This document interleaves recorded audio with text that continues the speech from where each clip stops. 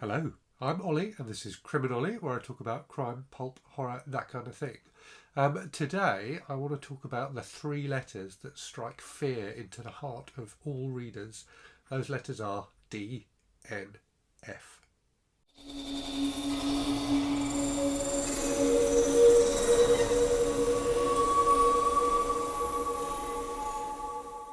So I was going to do a completely different video today, and indeed said in my video yesterday, my weekly wrap up, that my Sunday bollocks this week was going to be something a bit different from what I normally do. And then I remembered, or something a video I watched and a comment I made reminded me that I really wanted to talk about DNFing. Um, so I'm doing this video instead, and the video I was going to put up will go up during the week. So DNFing, I think, is a good thing that we tend to think of as a bad thing. So I'll be completely honest, I hate DNFing books. It makes me really uncomfortable when I don't finish a book. But equally, I recognise that often it would have been the right thing to do, and when I do it, I very rarely regret it. In fact, I don't think I've ever regretted DNFing a book, because it's not, it's not the end of the story, is it? Just because you don't finish a book today doesn't mean you're never going to read it. So my rules, which I don't stick to very well, but my rules for DNFing are to give a book about 50 pages, and if I'm not enjoying it after 50 pages, if I'm not compelled is the wrong word, but if I'm not eager to pick it up again, if it feels like a struggle to pick it up again, and I'm past the 50-page mark, then I think I probably should stop reading that book. And it will be different, it depends on the book to an extent. Because if it's a very long book, you might want to give it a bit more, and if it's a very short book, you might want to give it a bit less. But generally speaking, for me, if I hit that 50-page point and I'm not eager to pick the book up again, then I should, and don't always, but I should be thinking to myself, do I really want to carry on reading this?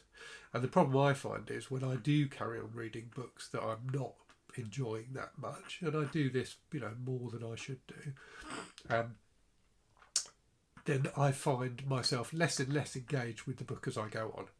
So I don't read it as enthusiastically as I would do a book I was really enjoying.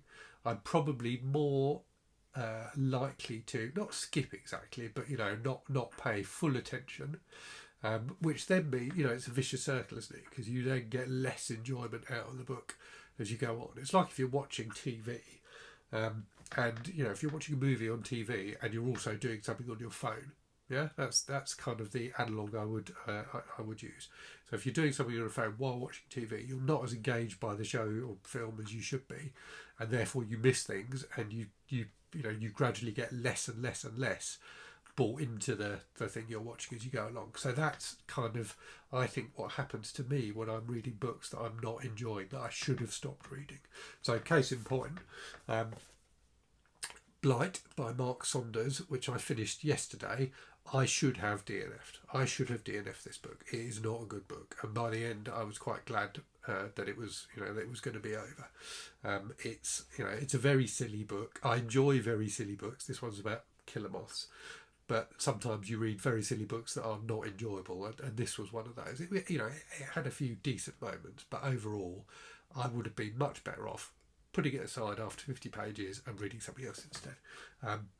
But we are trained to want to complete things. It's very much part of modern culture, that being a completer finisher is considered to be a good thing.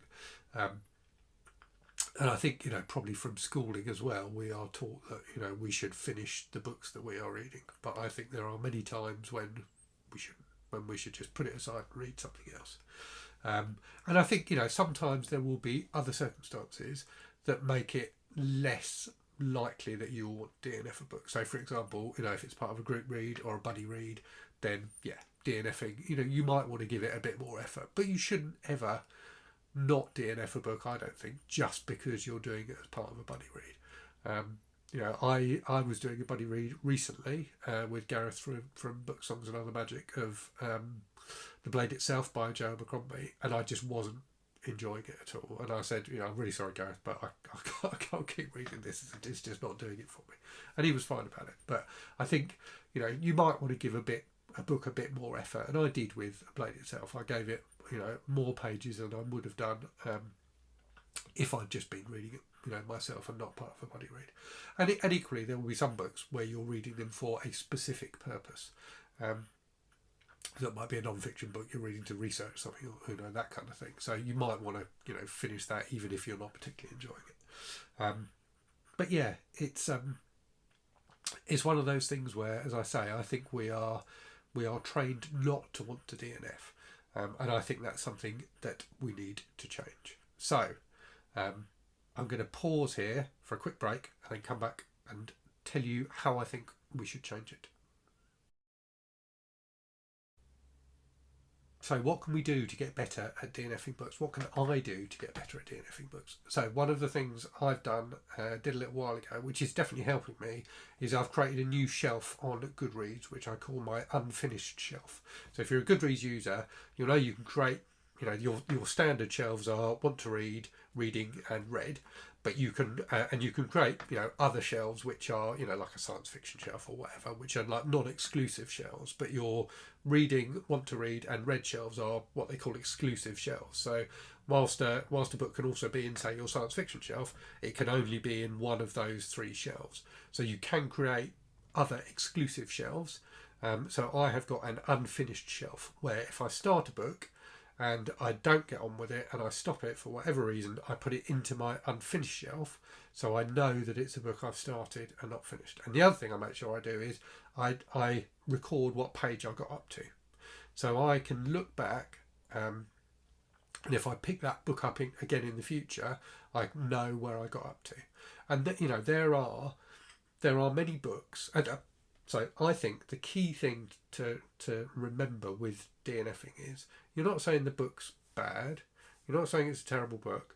What you're saying is you and the book aren't gelling at that particular moment in time.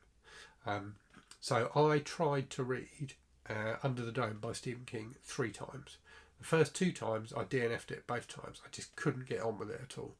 The third time when I read it, I absolutely loved it. So for whatever reason, the first 2 times I tried to read it, I just wasn't in the right mood for it. It just didn't work for me. But that doesn't mean it's a bad book, because as I say, in the end I loved it, and I think I even gave it 5 stars, maybe 4.